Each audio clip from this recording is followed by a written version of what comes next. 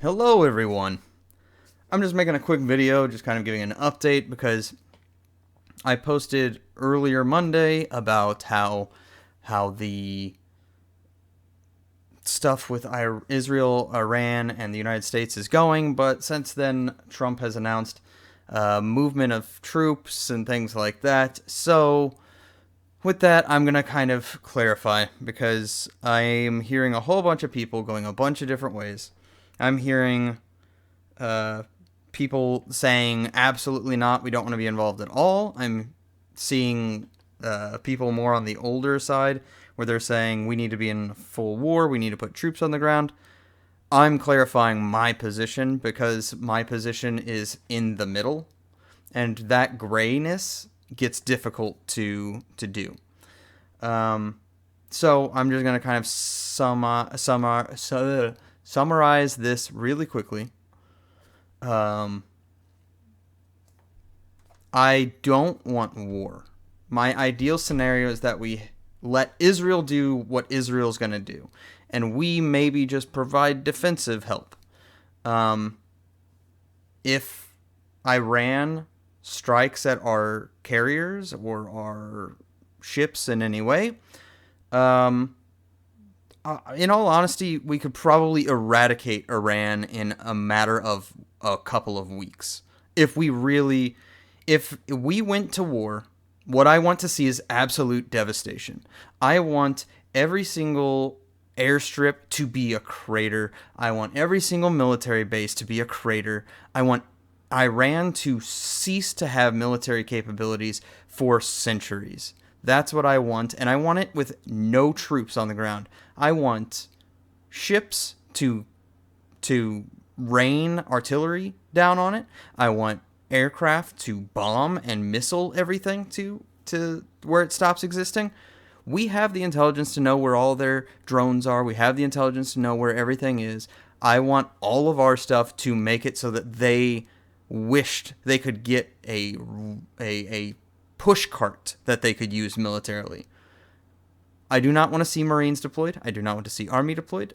I want to give distant support and let Israel clear anything on the ground. That's my furthest I want to see it go. I support the idea of stopping Iran because all of the evidence I see shows that they are terroristic, that they are trying to get a nuclear weapon, and that if they get that nuclear weapon, they will give it to random terrorist organizations that can detonate a nuke in any city across the world. And that is what puts me in the please let's be involved category. I don't want to be involved. The Russia-Ukraine war, I don't want to be involved because Russia's not trying to give nukes to random organizations that will bomb us, or Europe, or Africa, or China. They're not trying to do that. So I don't care.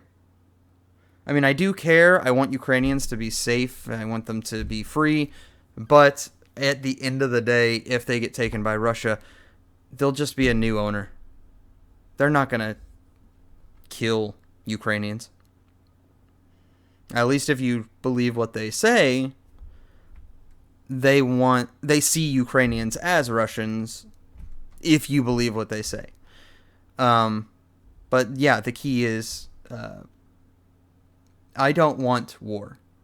If we do have a war, I want it to be cranked up to 11 and done in weeks. Israel has a history. All of their wars, all of their battles, whatever it is, are a month or less. If that happens with Iran, especially if we could get Europe to get their butts down to Iran too, that would be phenomenal. We would all be able to just obliterate Iran, and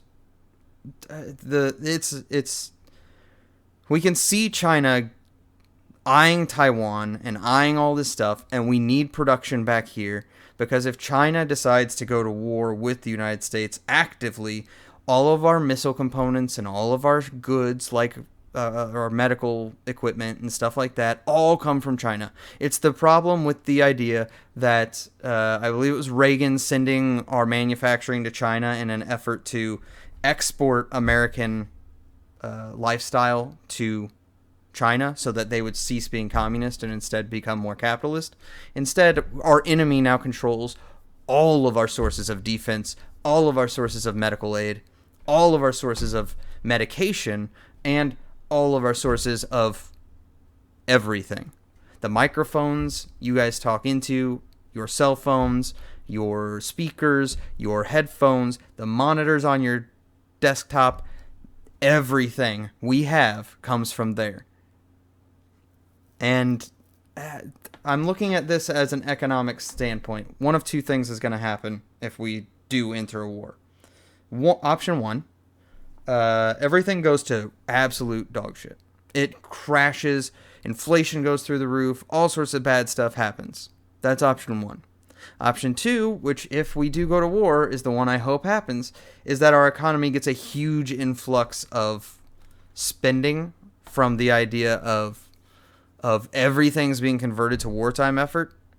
I don't think that it's going to happen, that everything's going to be converted to wartime effort, because we have leftists who actually support the terrorists.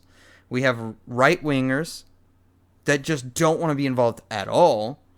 And then we have a small sect that want to be involved to the fullest extent and want it in the old way of like the war in Iraq type days. That's a small sect. I'm probably a super rare hot take where I'm like, you know, if we allow Iran to get a nuclear weapon, the whole world becomes more dangerous. That's the sole reason that I am on board with getting rid of Iran's leadership and fully removing their nuclear stuff. If we could leave their leadership but fully remove their nuclear capability and sanction them so that basically the only thing they'll ever be able to do is oil, then yeah, that works too. I don't want to see people die. I don't want to see civilians homeless. I don't want to see civilians killed in crossfire. That was always the saddest part of Ukraine as well. I feel for all the civilians that get caught up in everybody's war. But I am ashamed that I'm disappointed that Trump's sounding so war hawkish. I'm hoping that there's information he knows that the rest of us don't know. I'm especially hoping that his sole reason for doing this is the hope that if we replaced Iran, I mean, personally, I don't know what the view of Iranians today is. I know I talked the other day about how they were pro-Israel, they were friends with Israel, they got along with Israel, and then that uprising happened where the Ayatollah took over and all that. But it is one of those things. Iran has been running its mouth for a long, long time, making it very, very clear to everyone that they want war with everyone who's not Muslim. They even kind of want war with Muslims. But the point is just that they have a history of inflammatory, warlike speeches and points of view and stuff like that. And I'm not go to war with everyone, but I'm also not so isolationist that I don't want to ever threaten anyone with military force.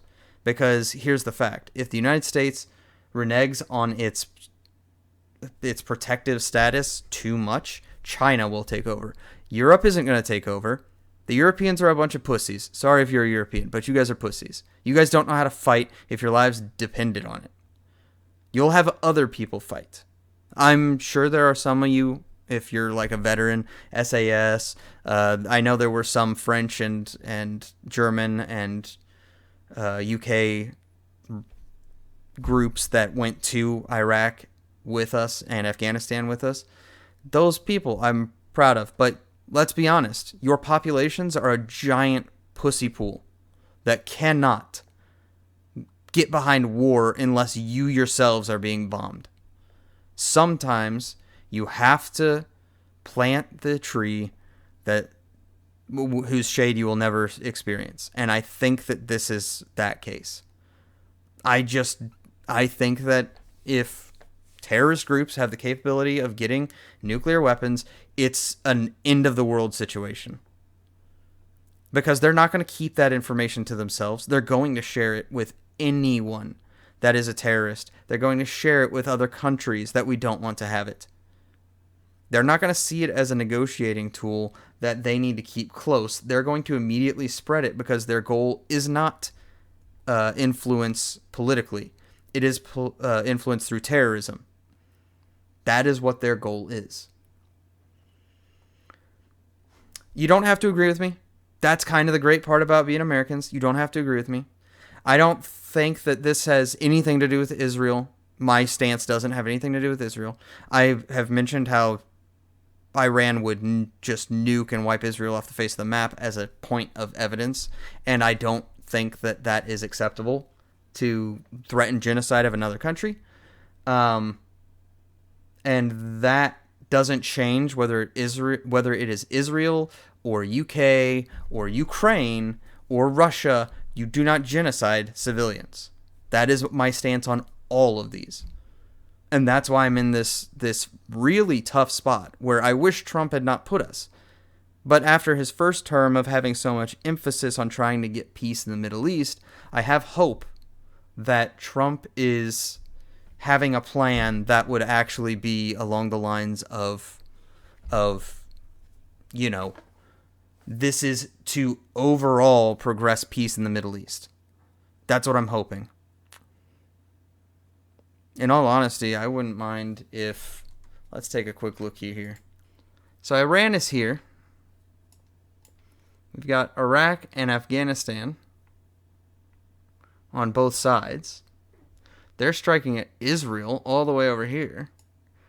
United Arab Emirates, let's be honest. United Arab Emirates is pretty cool. Right?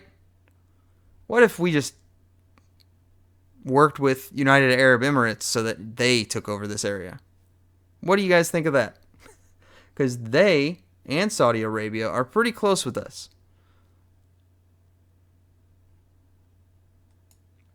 I mean, there was the rumors about, I believe it was Saudi Arabia helping with 9/11 a little bit, but overall their government isn't too aggressive with us. I don't believe. I know United Arab Emirates works with us a lot though.